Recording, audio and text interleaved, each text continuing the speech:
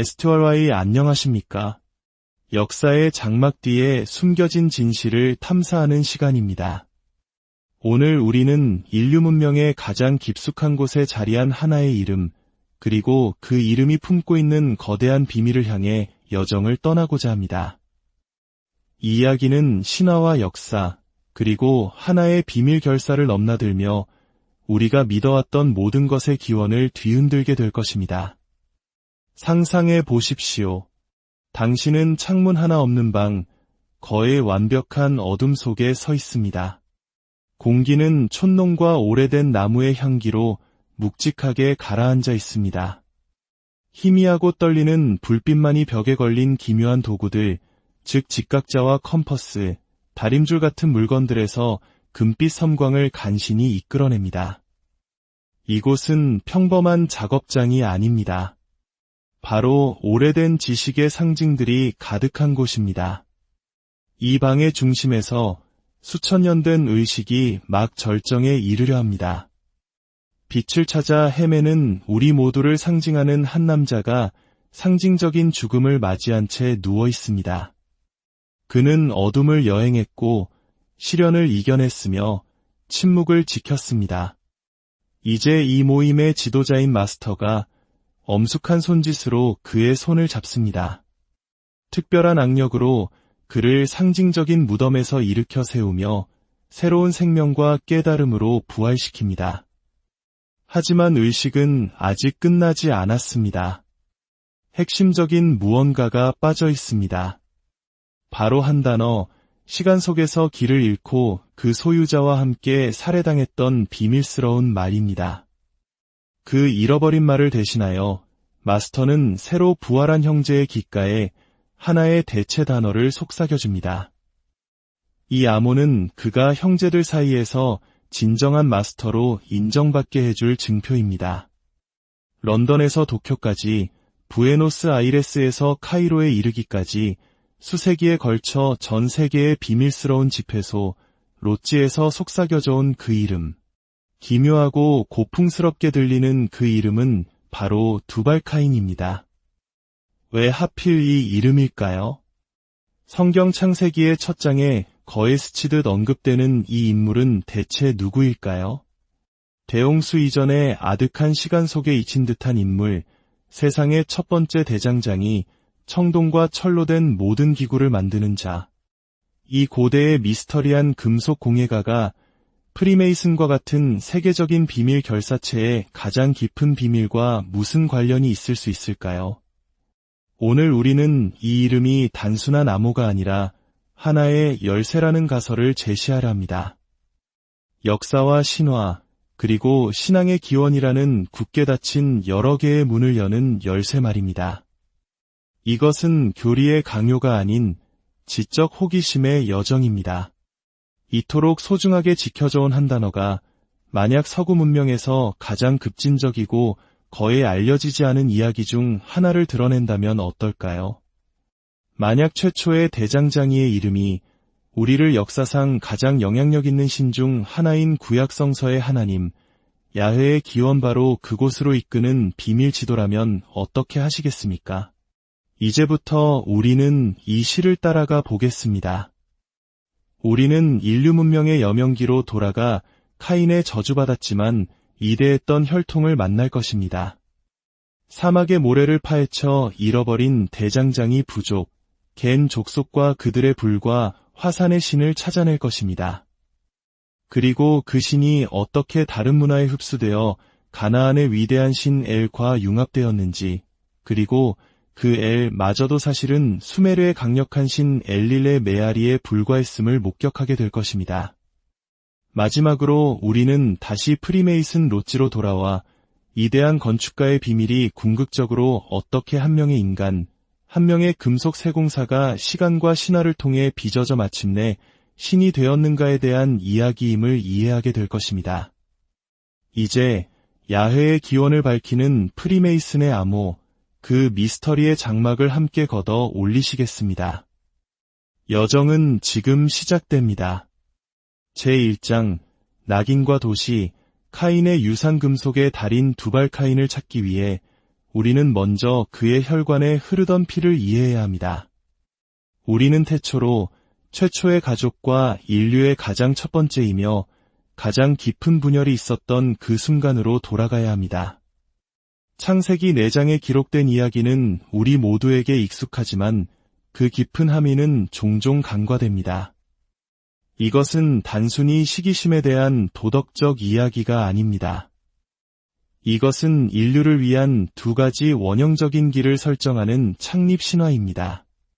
한쪽에는 양치기 아벨이 있습니다. 그는 자연 질서와 비교적 조화를 이루며 살아가는 삶의 방식을 대표합니다. 그는 양떼를 따르고 세상을 있는 그대로 받아들입니다. 그의 삶은 수능의 삶입니다. 다른 한쪽에는 그의 형, 땅을 경작하는 농부 카인이 있습니다. 카인은 자연을 그저 따르는 것에 만족하지 않습니다. 그의 소명은 자연을 지배하고 변형시키는 것입니다. 그의 작업은 계획, 노력, 그리고 기술을 요구하며 세상에 인간의 질서를 강요합니다. 갈등은 예배 행위에서 폭발합니다. 카인은 하나님께 자신의 수확물, 즉 땀의 결실을 바칩니다. 반면 아벨은 양떼의 첫 새끼, 피의 제물을 바칩니다.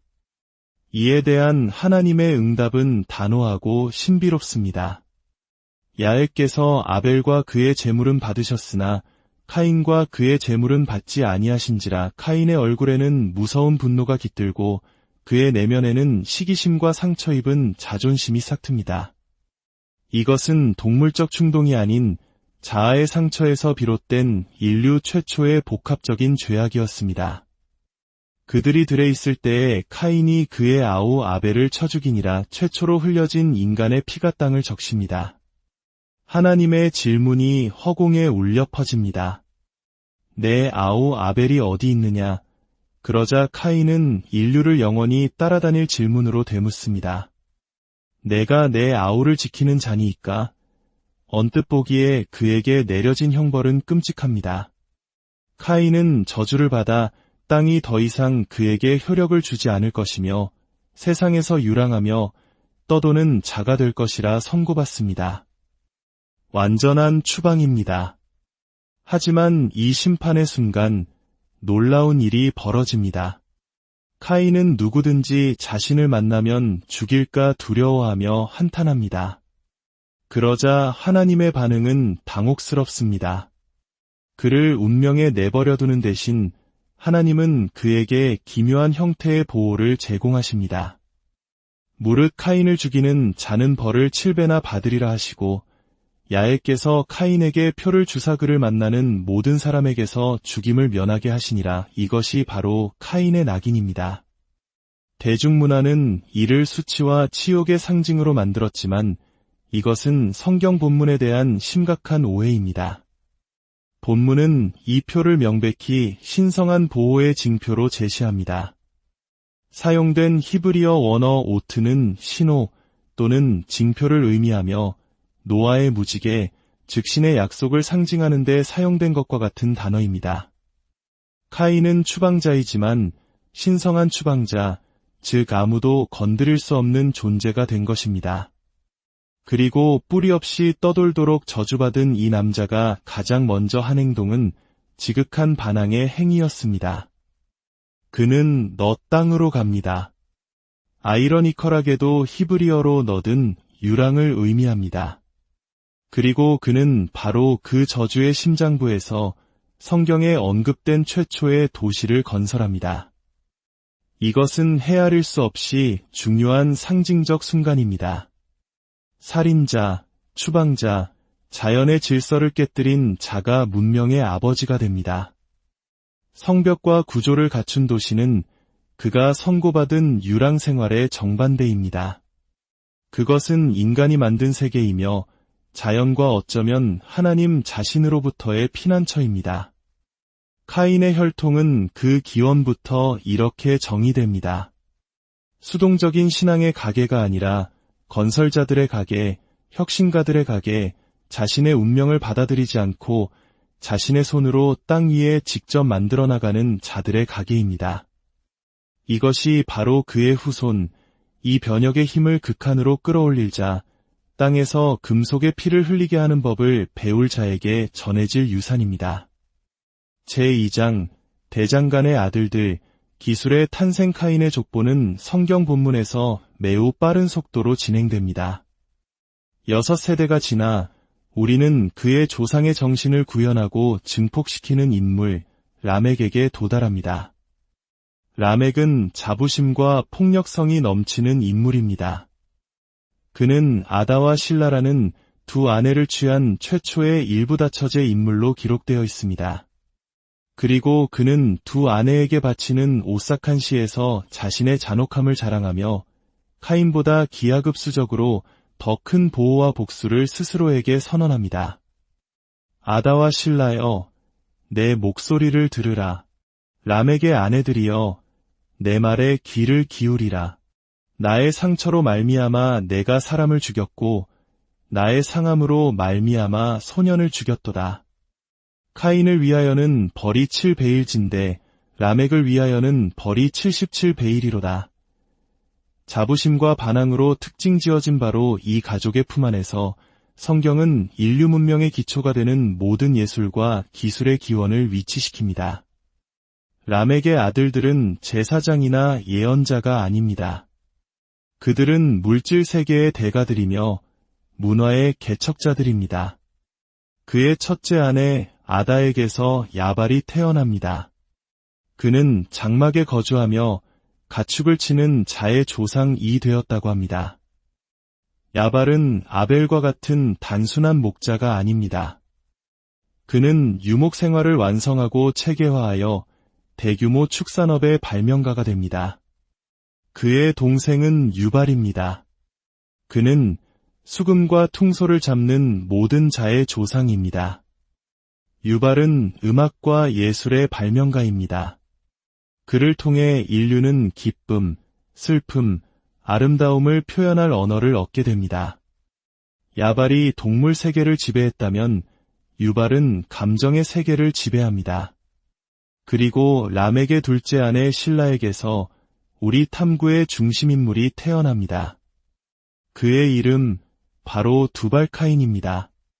성경 본문은 그를 구리와 쇠로 여러 가지 기구를 만드는 자로 묘사합니다. 다른 번역에서는 그를 모든 장인의 스승 또는 대장장이라고 부릅니다. 그는 기술의 대가이며 땅의 비밀을 파헤쳐 그것을 힘으로 변환하는 자입니다. 그는 야금술의 아버지입니다. 이 족보가 시사하는 바는 심오하고 당혹스럽습니다. 성경은 문명의 기초, 즉 목축, 음악, 그리고 결정적으로 야금술을 노아가 태어날 경건한 셋의 혈통이 아니라 카인의 혈통에 돌리고 있습니다.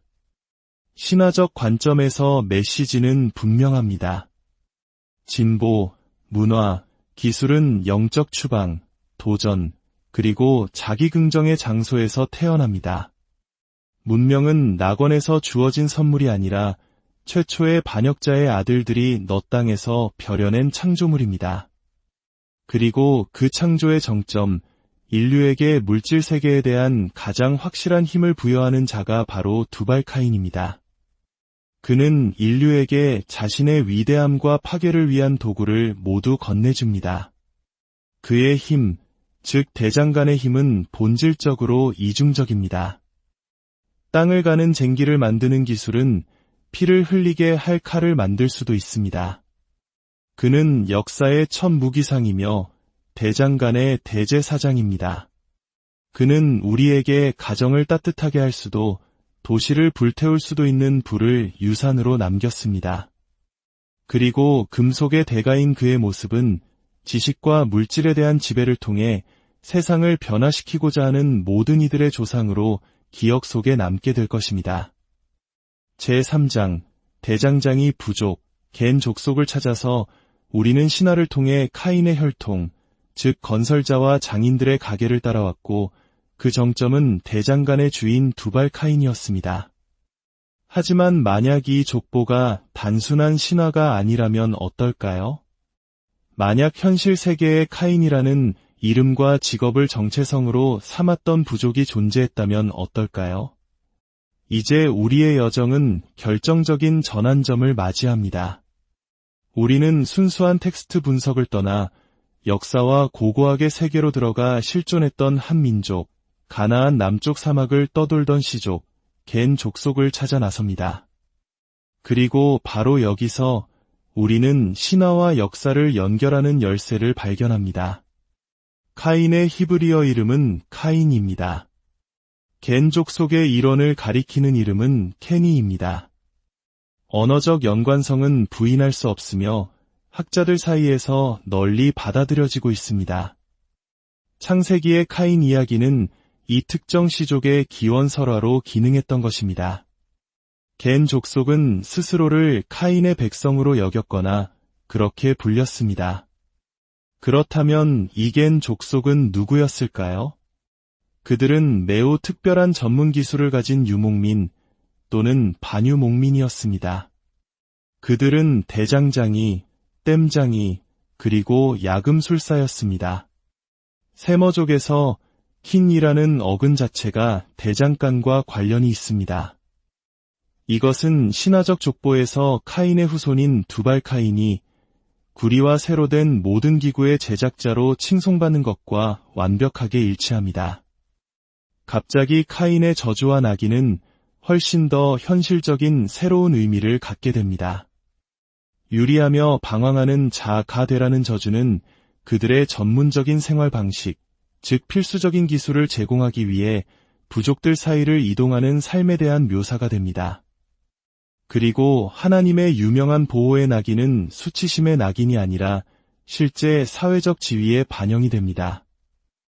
떠돌이 대장장이들은 필연적으로 자신들의 땅이 주는 보호를 받지 못했습니다. 생존하기 위해 그들은 특별하고 거의 신성한 지위, 즉 공격받지 않고 국경을 넘을 수 있게 해주는 금기가 필요했습니다. 카인의 낙인은 이 실제 지위에 대한 신화적 정당화였던 것입니다. 하지만 이야기는 여기서 정말 역설적으로 변합니다. 성경은 거부당한 혈통과는 거리가 멀게 카인의 백성인 겐 족속을 이스라엘의 충실한 친구이자 중요한 동맹으로 묘사합니다.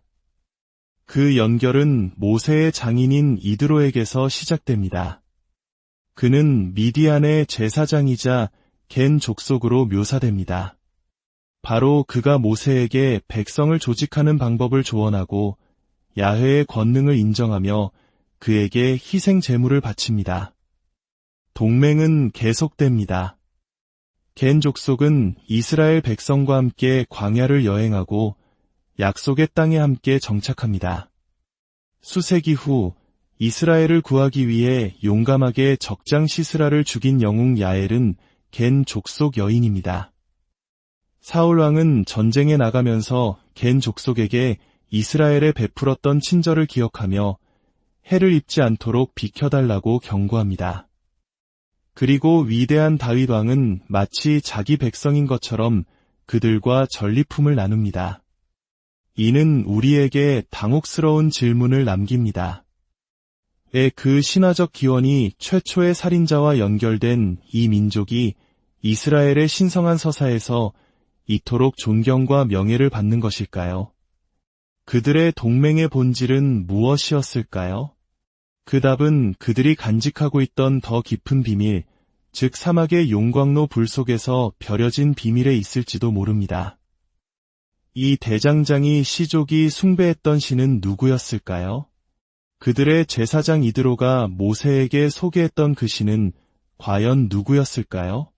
제사장, 야훼의 탄생, 두 신의 융합 남쪽 사막의 대장장이 신숭배는 사막에 고립되어 있지 않았습니다. 모세와 겐 족속의 동맹과 같은 부족 간의 유대를 통해 야훼 숭배는 북쪽으로 퍼져나갔습니다. 그리고 시간이 흘러 이스라엘 민족을 형성하게 될 부족들에게 받아들여졌습니다. 그러나 가나안 땅에 도착했을 때 이 불과 산의 신은 종교적 진공 상태로 들어간 것이 아니었습니다. 그는 고대의 신들로 빽빽하게 채워진 풍경으로 들어섰습니다. 야훼의 놀라운 부상을 이해하기 위해 우리는 먼저 그가 도착한 세계를 이해해야 합니다. 이 세계로 통하는 우리의 창은 20세기에 현재 시리아 해안에서 고대 도시 우가리트가 발견되면서 극적으로 열렸습니다. 그곳에서 수천 개의 점토판이 가나안을 다스리던 신들의 판테온을 우리에게 드러내 주었습니다. 그리고 그 판테온의 정상에는 한 명의 왕, 가부장적인 최고신이 앉아 있었는데 그의 이름은 엘이었습니다. 엘은 모든 신들의 아버지이자 만물의 창조주였습니다. 그는 두 강의 근원지에 있는 신화적인 천막에서 통치하는 늙고 지혜로우며 자비로운 왕으로 묘사되었습니다. 그의 성격은 멀고 장엄했으며 우리가 사막에서 만났던 폭풍우 같고 화산 같은 야훼와는 완전히 대조적이었습니다. 바로 여기서 이스라엘의 역사는 결정적인 전환점을 맞이합니다. 왜냐하면 창세기의 가장 오래된 서술들은 이스라엘의 조상들, 즉 아브라함, 이삭, 야곱의 하나님이 야훼가 아니라 바로 엘이었음을 드러내기 때문입니다. 증거는 그들의 이름과 장소에 있습니다. 족장 야곱의 이름은 이스라엘로 바뀌는데 이는 엘이 이기신다 또는 엘과 겨루다라는 의미입니다. 그들의 성스러운 장소들은 엘의 집을 의미하는 베델과 같이 이 신에게 바쳐진 가나안의 성소였습니다. 그들이 자신들의 신을 부르는 칭호들은 엘의 고전적인 별칭들입니다. 그는 엘샤다이라고 불리는데 많은 학자들은 이를 전능하신 하나님이 아니라 산의 엘로 번역합니다. 그는 엘리온, 엘올람으로 알려져 있습니다. 성경에 등장하는 주요 대천사들의 이름을 종교적 함해 없이 문자 그대로 번역해보면 우리는 놀라운 사실을 발견합니다. 첫째, 미카엘. 이 이름의 문자적 번역은 수사 의문문에서 유래합니다. 히브리어로 미, 카, 엘 세 부분으로 구성됩니다. 따라서 미카엘의 실제적이고 문자적인 의미는 누가 엘과 같은가? 입니다. 둘째, 가브리엘. 이 이름 역시 게베르, 엘 두 부분으로 구성됩니다. 가브리엘의 문자적 번역은 엘의 힘 또는 엘은 나의 힘입니다. 셋째, 라파엘. 이전과 유사하게 이 이름은 라파엘이라는 두 히브리어 어근으로 형성됩니다. 따라서 라파엘의 문자적 의미는 엘께서 치유하셨다입니다. 이것은 무엇을 의미할까요? 이는 초기 이스라엘인들이 섬기던 신이 본질적으로 가나안의 최고신 엘이었음을 시사합니다. 그렇다면 어떻게 이 두 전통, 즉 조상들의 신 엘과 모세의 신 야훼가 하나로 합쳐질 수 있었을까요?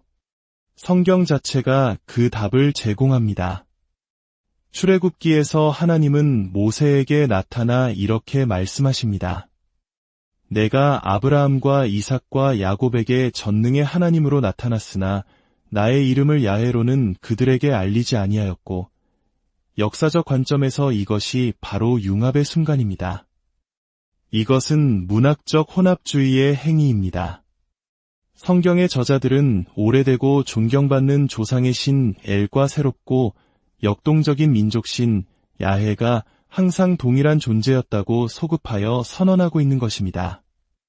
남쪽의 전사신 겐 족속의 대장장이 신이 가나안에 도착하여 자신의 권력을 공고히 하기 위해 그곳을 다스리던 최고신을 파괴한 것이 아니라 그를 흡수했습니다.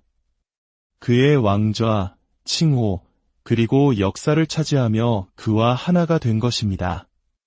하지만 위대한 신 엘은 어디에서 왔을까요?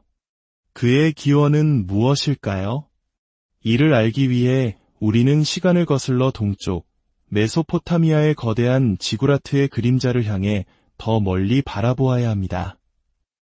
우리는 대장장이 신 야훼가 어떻게 가나안에 도착하여 지역 최고신인 가부장 엘과 융합하기 시작했는지 보았습니다. 그러나 이 이야기는 고고학적 발굴처럼 여러 겹으로 이루어져 있으며 엘을 이해하기 위해서는 더 깊이 파고들어야 합니다. 우리는 가나안을 넘어 동쪽 티그리스강과 유프라테스강 사이의 땅 메소포타미아를 바라봐야 합니다. 수메르와 바빌로니아 문명은 단순히 이스라엘의 이웃이 아니었습니다. 그들은 당시의 문화적, 정치적, 경제적 초강대국이었습니다.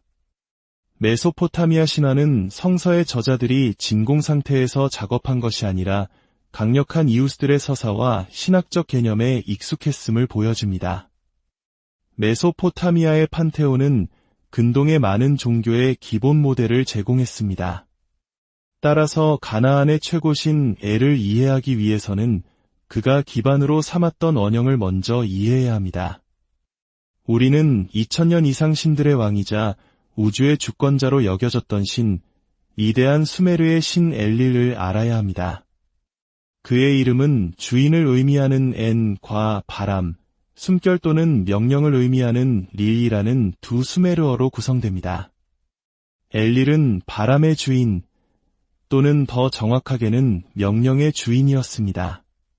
그는 모든 땅의 왕이었고 인간 통치자들에게 왕권을 부여했으며 그의 명령은 변경할 수 없었습니다. 한편으로 그는 자비로운 창조주였지만 다른 한편으로는 파괴적이고 엄격한 힘일 수도 있었습니다. 아트라하시스 서사시에서 엘릴은 인류의 끊임없는 소음이 그의 잠을 방해한다는 이유로 대홍수로 인류를 멸망시키기로 결정합니다. 아카드어를 사용하는 민족들이 수메르 판테온을 채택했을 때 그들은 엘릴을 음성적으로 매우 유사한 엘릴이라고 불렀습니다. 이 신을 관찰하면서 가나안 사람들은 자신들의 최고신 엘과 놀라울 정도로 유사한 인물을 인식했을 것입니다. 유사점은 놀랍습니다. 둘 다 각자의 판테온의 우두머리였고 둘 다 작은 신들의 회의를 주재했으며 둘 다 왕이자 신들의 아버지로 불렸습니다. 따라서 전체 과정은 추적될 수 있습니다. 메소포타미아의 엘릴로 의인화된 최고 주권신의 개념이 가나안의 최고신 엘의 개념에 영향을 미치고 형성했습니다. 초기 이스라엘인들은 엘의 모습을 그들의 조상신으로 물려받았습니다. 그리고 바로 이 기반 위에 수메르의 명령의 주인의 유산 위에 사막의 대장장이들의 신 야훼가 자신의 신성한 제국을 건설하게 될 것입니다. 제5장 성전의 비밀 카인의 후계자 하이람 아비프 우리의 여정은 역사의 첫 대장간에서부터 가나안 판테온의 왕좌와 수메르의 평원까지 이어졌습니다. 우리는 야훼가 부족 대장장이 신에서 보편적인 하나님으로 진화하는 과정을 추적했습니다. 이제 이 지식을 가지고 우리는 모든 것이 시작된 곳 프리메이슨 로지로 돌아갈 수 있습니다. 그리고 마침내 우리는 왜 최초의 대장장이의 이름이 그들의 가장 신성한 단어 중 하나가 되었는지 이해할 수 있습니다. 프리메이슨의 중심적인 우화는 솔로몬 왕의 성전 건축입니다. 프리메이슨에게 성전은 일생의 프로젝트, 즉 그들이 우주의 위대한 건축가라고 부르는 존재에게 헌정된 완성된 영혼의 건축을 상징합니다. 그리고 우화의 중심에는 영웅적인 인물이 있습니다. 성경은 간략하게 언급하지만 프리메이슨 전통이 원형의 지위로 격상시킨 인물, 바로 하이람 아비프입니다. 전설에 따르면 하이람 아비프는 성전 건축을 지휘하기 위해 파견된 최고의 천재 건축가였습니다. 성경은 그를 청동 기술자로 묘사하며 학자들은 그의 직업에 사용된 히브리어 단어가 창세기에서 두발카인을 묘사하는 데 사용된 것과 정확히 동일하다고 지적합니다. 연결은 명시적이고 의도적입니다. 프리메이슨 전설은 그의 비극적인 최후를 이야기합니다. 하이람은 마스터의 말, 즉 일꾼들이 장인으로서의 임금을 받을 수 있게 해주는 비밀 암호를 아는 유일한 사람이었습니다. 그의 동료 장인 3명이 그 말을 힘으로 빼앗으려 공모합니다. 그들은 성전의 새 입구에서 그를 막아섭니다. 각 문에서 그들은 비밀을 요구하고 각 문에서 하이람은 맹세를 어기느니 죽음을 택하며 거절합니다. 마지막 치명적인 망치 일격으로 하이람 아비프는 죽음을 맞이하고 마스터의 말, 즉 중심적인 비밀은 그와 함께 사라집니다. 프리메이슨 의식의 절정은 이 사건의 재현입니다. 후보자는 상징적으로 살해된 후 로찌의 마스터에 의해 부활합니다. 그리고 원래의 말이 사라졌기 때문에 그의 귓가에 대체 단어가 속삭여집니다. 그 단어가 바로 두발 카인입니다. 왜일까요? 여기에 가장 깊은 비밀이 있습니다. 프리메이슨 전통은 직접적인 혈통을 설정합니다. 마스터 건축가 하이람 아비프는 카인 혈통의 마지막이자 가장 위대한 후손으로 제시되며 따라서 두발 카인의 정신을 직접 계승한 상속자입니다. 이것은 엄청난 의미를 지닌 선택입니다. 프리메이슨은 자신들의 신화를 구축하면서 셋의 혈통이 아닌 카인의 아들들의 전통을 선택합니다.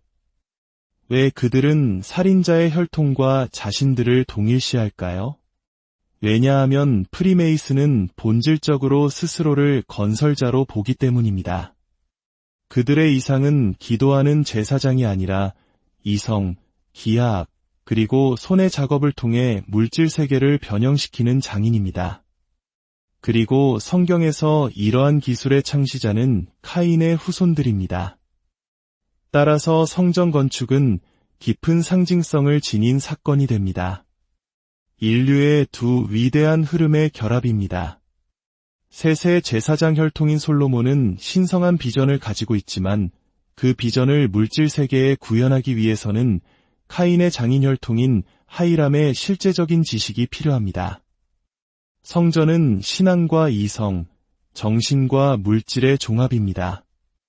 두발 카인의 후계자인 하이람 아비프는 이 전통의 최고 영웅입니다. 그리고 새로운 마스터에게 두발 카인이라는 말을 줌으로써 프리메이슨은 그를 상징적으로 이 고귀하고 오래된 건설자들의 혈통에 편입시키는 것입니다. 결론, 대장장이의 불꽃 우리는 하나의 이름, 두발 카인에서 시작하여 인류의 신화와 역사의 가장 깊은 곳까지 여행했습니다. 우리는 카인의 혈통을 따라가며 그들이 단순한 추방자가 아니라 인류 문명의 개척자, 즉 도시, 예술, 기술의 창시자였음을 보았습니다. 우리는 그 신화적 혈통이 겐 족속이라는 실제 대장장이 부족과 연결될 수 있다는 가설을 탐구했습니다. 그리고 이 부족이 숭배했던 화산과 불의 신이 바로 야훼의 원형일 수 있다는 대담한 이론을 살펴보았습니다. 우리는 이 사막의 신이 어떻게 이스라엘에 의해 채택되고 가나안의 최고신 엘과 융합되었으며 역사의 도가니 속에서 보편적인 하나님으로 재련되었는지 목격했습니다. 마지막으로 우리는 이 이름을 보존해온 비밀 결사, 프리메이슨으로 돌아왔습니다. 우리는 그곳에서 두발 카인의 후손으로 여겨지는 건축가 하이람 아비프의 전설이 왕보다 장인을 인간의 독창성을 빛으로 향하는 유효한 길로 기념하는 강력한 대항 신화가 되었음을 확인했습니다. 이야기가 문자 그대로 사실일까요? 어쩌면 그것이 가장 중요한 질문은 아닐지도 모릅니다. 이 놀라운 신화, 이론, 전통의 합류가 드러내는 것은 인간 조건에 대한 더 깊은 진실입니다. 그것은 바로 만드는 자, 즉 신앙뿐만 아니라 행동, 기술, 그리고 물질 세계의 지배를 통해 신성을 추구하는 인간의 이야기입니다. 두발 카인 야훼의 서사는 존재의 원초적 요소들과 마주하여 그것들을 새롭고 강력한 무언가로 벼려내는 대장장이 원형의 서사시입니다. 그것이 역사적 사실이든 정교한 은유이든 두발 카인의 전설은 인류 안의 창조적인 불꽃, 즉 세상을 변화시키고 그 과정에서 자신을 변화시킬 수 있는 불꽃이 내재되어 있음을 우리에게 상기시킵니다. 들을 귀가 있는 자에게는 저 태초의 망치 소리의 메아리가 여전히 울려 퍼지고 있습니다. 오늘의 탐사가 여러분의 지성에 작은 불꽃을 밝혔다면 이야기를 나누는 것은 지식의 횃불을 다른 이에게 전달하는 것과 같습니다. 여러분의 구독과 좋아요는 저희가 계속해서 이 횃불을 밝히는데 큰 힘이 됩니다. 여러분의 길에 언제나 지혜와 하나님의 은총이 함께하기를 기원합니다. 다음 여정에서 다시 뵙겠습니다. 에스트월와이 안녕하십니까? 역사의 장막 뒤에 숨겨진 진실을 탐사하는 시간입니다. 오늘 우리는 인류 문명의 가장 깊숙한 곳에 자리한 하나의 이름, 그리고 그 이름이 품고 있는 거대한 비밀을 향해 여정을 떠나고자 합니다. 이 이야기는 신화와 역사, 그리고 하나의 비밀 결사를 넘나들며 우리가 믿어왔던 모든 것의 기원을 뒤흔들게 될 것입니다. 상상해 보십시오. 당신은 창문 하나 없는 방, 거의 완벽한 어둠 속에 서 있습니다. 공기는 촛농과 오래된 나무의 향기로 묵직하게 가라앉아 있습니다. 희미하고 떨리는 불빛만이 벽에 걸린 기묘한 도구들, 즉 직각자와 컴퍼스, 다림줄 같은 물건들에서 금빛 섬광을 간신히 이끌어냅니다. 이곳은 평범한 작업장이 아닙니다. 바로 오래된 지식의 상징들이 가득한 곳입니다. 이 방의 중심에서 수천 년 된 의식이 막 절정에 이르려 합니다. 빛을 찾아 헤매는 우리 모두를 상징하는 한 남자가 상징적인 죽음을 맞이한 채 누워 있습니다. 그는 어둠을 여행했고 시련을 이겨냈으며 침묵을 지켰습니다. 이제 이 모임의 지도자인 마스터가 엄숙한 손짓으로 그의 손을 잡습니다. 특별한 악력으로 그를 상징적인 무덤에서 일으켜 세우며 새로운 생명과 깨달음으로 부활시킵니다. 하지만 의식은 아직 끝나지 않았습니다. 핵심적인 무언가가 빠져 있습니다. 바로 한 단어, 시간 속에서 길을 잃고 그 소유자와 함께 살해당했던 비밀스러운 말입니다. 그 잃어버린 말을 대신하여 마스터는 새로 부활한 형제의 귓가에 하나의 대체 단어를 속삭여줍니다. 이 암호는 그가 형제들 사이에서 진정한 마스터로 인정받게 해줄 증표입니다. 런던에서 도쿄까지, 부에노스아이레스에서 카이로에 이르기까지 수세기에 걸쳐 전 세계의 비밀스러운 집회소, 로찌에서 속삭여져 온 그 이름. 기묘하고 고풍스럽게 들리는 그 이름은 바로 두발카인입니다.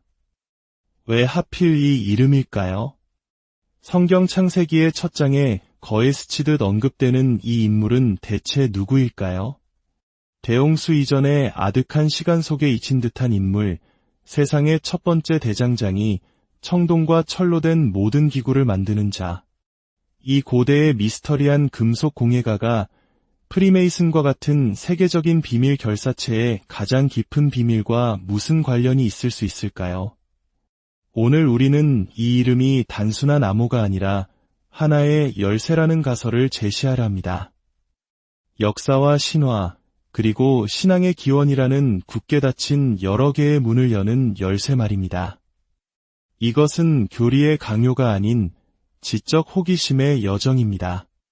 이토록 소중하게 지켜져 온 한 단어가 만약 서구 문명에서 가장 급진적이고 거의 알려지지 않은 이야기 중 하나를 드러낸다면 어떨까요?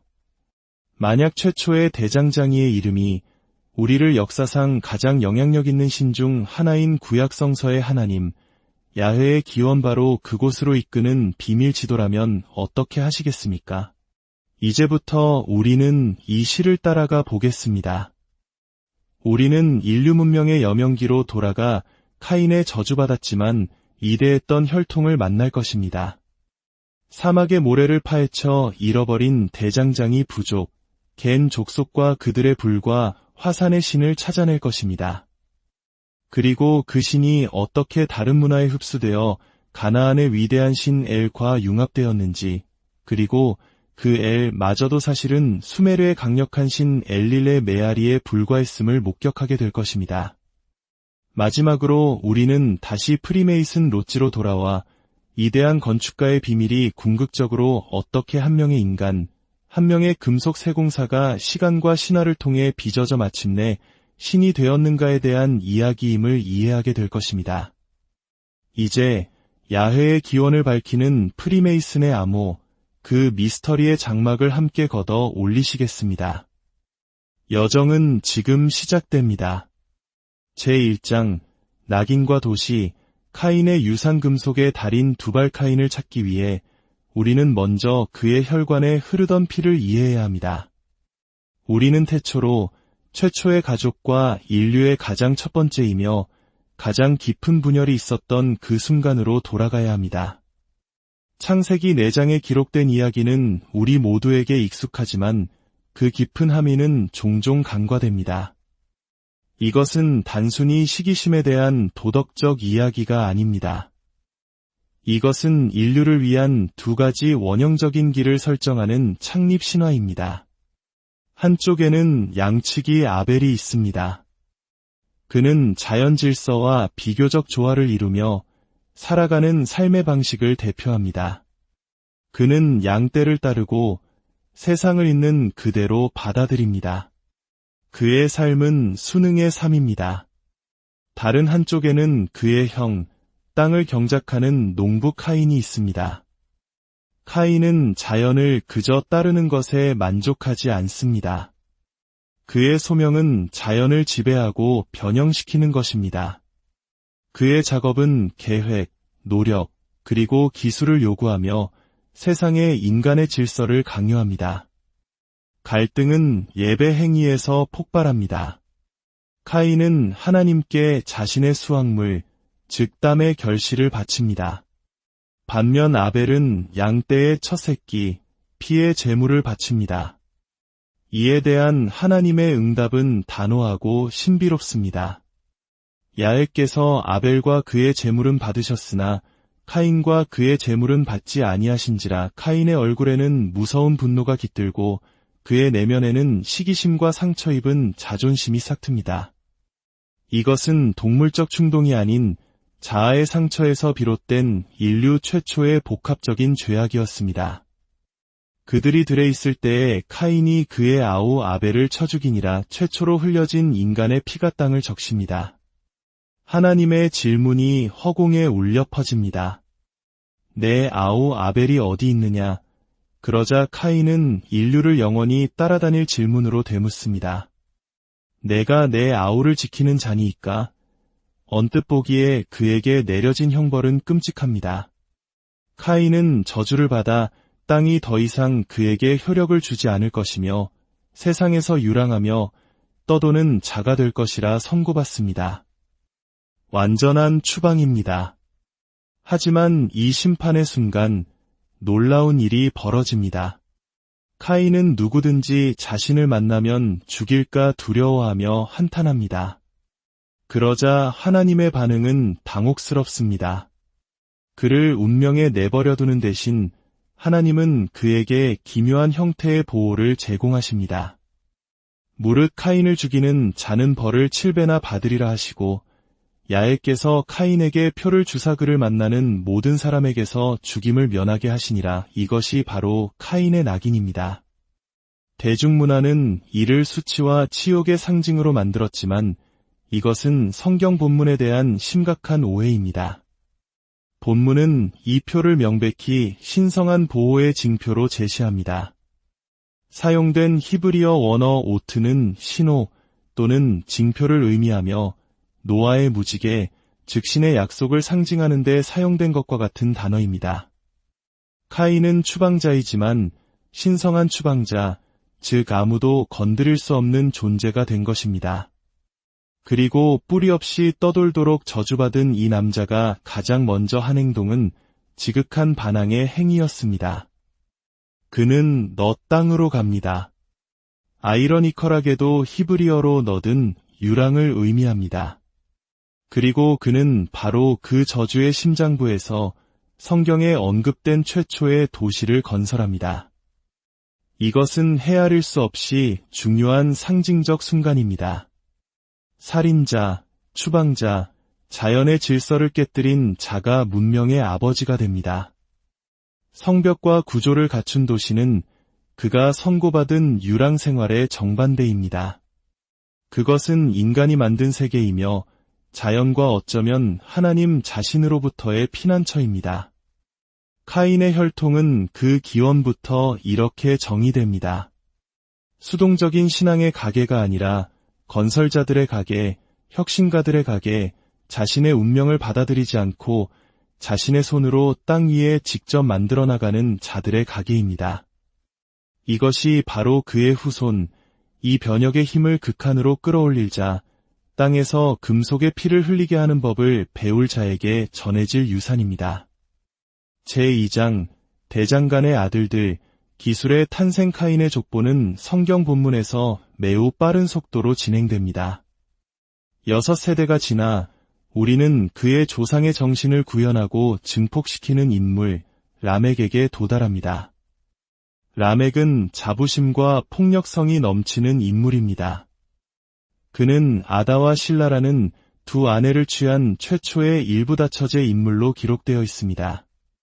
그리고 그는 두 아내에게 바치는 오싹한 시에서 자신의 잔혹함을 자랑하며 카인보다 기하급수적으로 더 큰 보호와 복수를 스스로에게 선언합니다. 아다와 실라여, 내 목소리를 들으라. 라멕의 아내들이여, 내 말에 귀를 기울이라. 나의 상처로 말미암아 내가 사람을 죽였고 나의 상함으로 말미암아 소년을 죽였도다. 카인을 위하여는 벌이 7베일진데 라멕을 위하여는 벌이 77베일이로다. 자부심과 반항으로 특징 지어진 바로 이 가족의 품 안에서 성경은 인류 문명의 기초가 되는 모든 예술과 기술의 기원을 위치시킵니다. 라멕의 아들들은 제사장이나 예언자가 아닙니다. 그들은 물질 세계의 대가들이며 문화의 개척자들입니다. 그의 첫째 아내 아다에게서 야발이 태어납니다. 그는 장막에 거주하며 가축을 치는 자의 조상이 되었다고 합니다. 야발은 아벨과 같은 단순한 목자가 아닙니다. 그는 유목 생활을 완성하고 체계화하여 대규모 축산업의 발명가가 됩니다. 그의 동생은 유발입니다. 그는 수금과 퉁소를 잡는 모든 자의 조상입니다. 유발은 음악과 예술의 발명가입니다. 그를 통해 인류는 기쁨, 슬픔, 아름다움을 표현할 언어를 얻게 됩니다. 야발이 동물 세계를 지배했다면 유발은 감정의 세계를 지배합니다. 그리고 라멕의 둘째 아내 실라에게서 우리 탐구의 중심인물이 태어납니다. 그의 이름 바로 두발카인입니다. 성경 본문은 그를 구리와 쇠로 여러 가지 기구를 만드는 자로 묘사합니다. 다른 번역에서는 그를 모든 장인의 스승 또는 대장장이라고 부릅니다.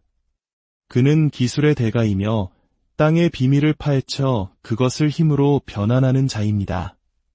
그는 야금술의 아버지입니다. 이 족보가 시사하는 바는 심오하고 당혹스럽습니다. 성경은 문명의 기초, 즉 목축, 음악, 그리고 결정적으로 야금술을 노아가 태어날 경건한 셋의 혈통이 아니라 카인의 혈통에 돌리고 있습니다. 신화적 관점에서 메시지는 분명합니다. 진보, 문화, 기술은 영적 추방, 도전, 그리고 자기 긍정의 장소에서 태어납니다. 문명은 낙원에서 주어진 선물이 아니라 최초의 반역자의 아들들이 너 땅에서 벼려낸 창조물입니다. 그리고 그 창조의 정점, 인류에게 물질 세계에 대한 가장 확실한 힘을 부여하는 자가 바로 두발카인입니다. 그는 인류에게 자신의 위대함과 파괴를 위한 도구를 모두 건네줍니다. 그의 힘, 즉 대장간의 힘은 본질적으로 이중적입니다. 땅을 가는 쟁기를 만드는 기술은 피를 흘리게 할 칼을 만들 수도 있습니다. 그는 역사의 첫 무기상이며 대장간의 대제사장입니다.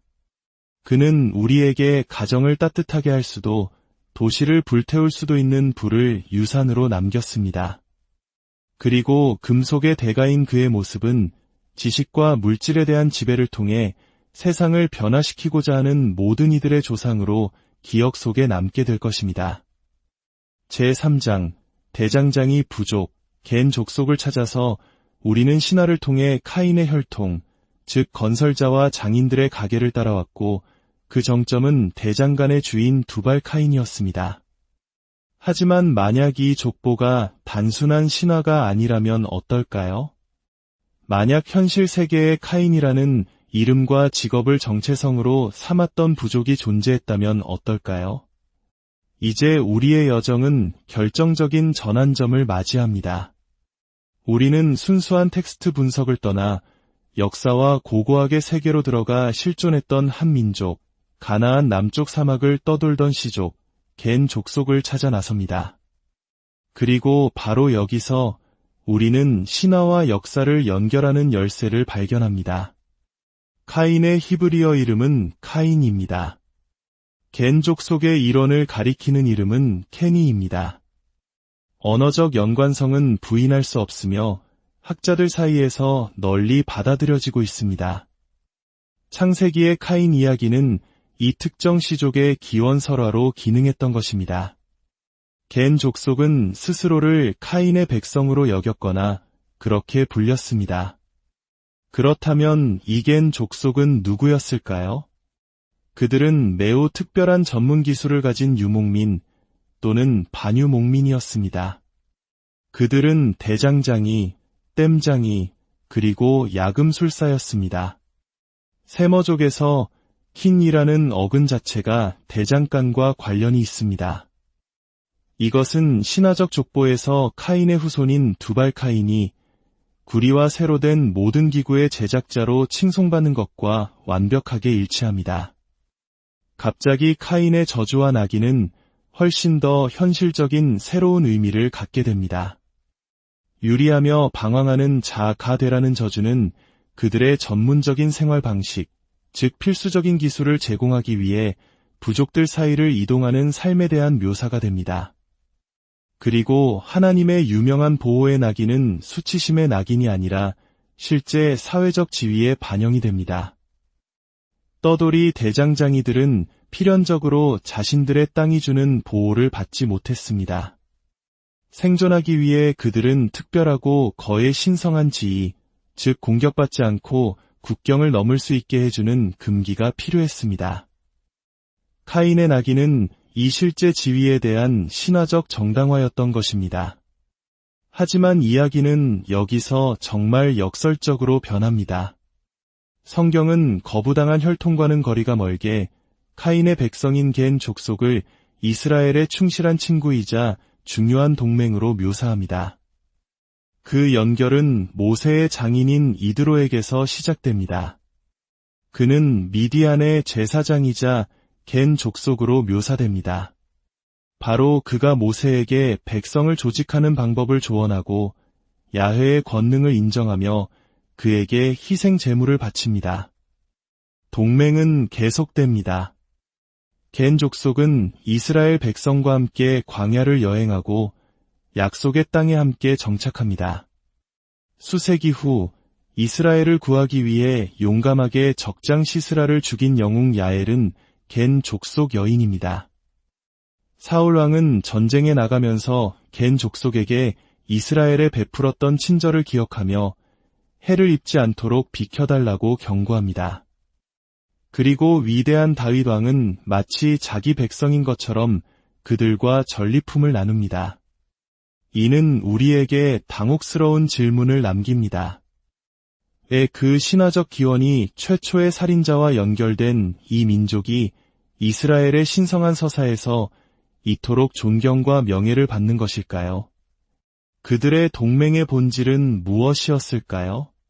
그 답은 그들이 간직하고 있던 더 깊은 비밀, 즉 사막의 용광로 불 속에서 벼려진 비밀에 있을지도 모릅니다. 이 대장장이 시족이 숭배했던 신은 누구였을까요? 그들의 제사장 이드로가 모세에게 소개했던 그 신은 과연 누구였을까요?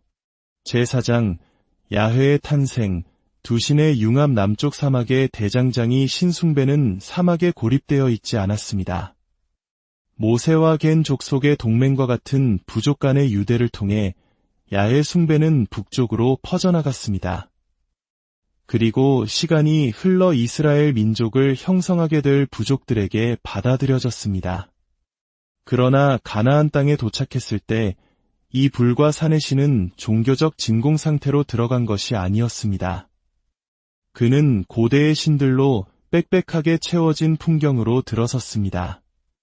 야훼의 놀라운 부상을 이해하기 위해 우리는 먼저 그가 도착한 세계를 이해해야 합니다.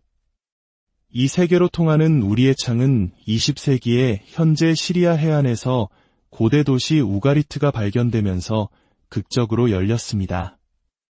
그곳에서 수천 개의 점토판이 가나안을 다스리던 신들의 판테온을 우리에게 드러내 주었습니다. 그리고 그 판테온의 정상에는 한 명의 왕, 가부장적인 최고신이 앉아 있었는데 그의 이름은 엘이었습니다. 엘은 모든 신들의 아버지이자 만물의 창조주였습니다. 그는 두 강의 근원지에 있는 신화적인 천막에서 통치하는 늙고 지혜로우며 자비로운 왕으로 묘사되었습니다. 그의 성격은 멀고 장엄했으며 우리가 사막에서 만났던 폭풍우 같고 화산 같은 야훼와는 완전히 대조적이었습니다. 바로 여기서 이스라엘의 역사는 결정적인 전환점을 맞이합니다. 왜냐하면 창세기의 가장 오래된 서술들은 이스라엘의 조상들, 즉 아브라함, 이삭, 야곱의 하나님이 야훼가 아니라 바로 엘이었음을 드러내기 때문입니다. 증거는 그들의 이름과 장소에 있습니다. 족장 야곱의 이름은 이스라엘로 바뀌는데 이는 엘이 이기신다 또는 엘과 겨루다라는 의미입니다. 그들의 성스러운 장소들은 엘의 집을 의미하는 베델과 같이 이 신에게 바쳐진 가나안의 성소였습니다.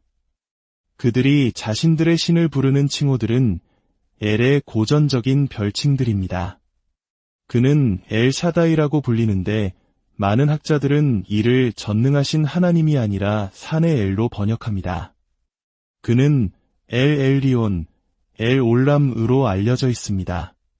성경에 등장하는 주요 대천사들의 이름을 종교적 함해 없이 문자 그대로 번역해보면 우리는 놀라운 사실을 발견합니다.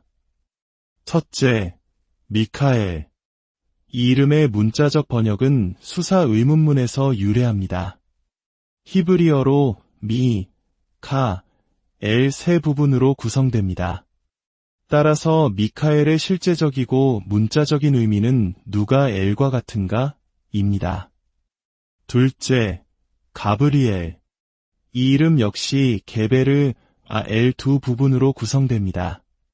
가브리엘의 문자적 번역은 엘의 힘, 또는 엘은 나의 힘입니다. 셋째, 라파엘. 이전과 유사하게 이 이름은 라파, 엘이라는 두 히브리어 어근으로 형성됩니다. 따라서 라파엘의 문자적 의미는 엘께서 치유하셨다입니다. 이것은 무엇을 의미할까요? 이는 초기 이스라엘인들이 섬기던 신이 본질적으로 가나안의 최고신 엘이었음을 시사합니다. 그렇다면 어떻게 이 두 전통, 즉 조상들의 신 엘과 모세의 신 야훼가 하나로 합쳐질 수 있었을까요? 성경 자체가 그 답을 제공합니다. 출애굽기에서 하나님은 모세에게 나타나 이렇게 말씀하십니다. 내가 아브라함과 이삭과 야곱에게 전능의 하나님으로 나타났으나 나의 이름을 야훼로는 그들에게 알리지 아니하였고 역사적 관점에서 이것이 바로 융합의 순간입니다. 이것은 문학적 혼합주의의 행위입니다. 성경의 저자들은 오래되고 존경받는 조상의 신 엘과 새롭고 역동적인 민족신 야훼가 항상 동일한 존재였다고 소급하여 선언하고 있는 것입니다. 남쪽의 전사신 겐 족속의 대장장이 신이 가나안에 도착하여 자신의 권력을 공고히 하기 위해 그곳을 다스리던 최고신을 파괴한 것이 아니라 그를 흡수했습니다.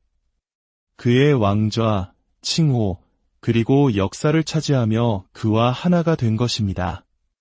하지만 위대한 신엘은 어디에서 왔을까요? 그의 기원은 무엇일까요? 이를 알기 위해 우리는 시간을 거슬러 동쪽, 메소포타미아의 거대한 지구라트의 그림자를 향해 더 멀리 바라보아야 합니다.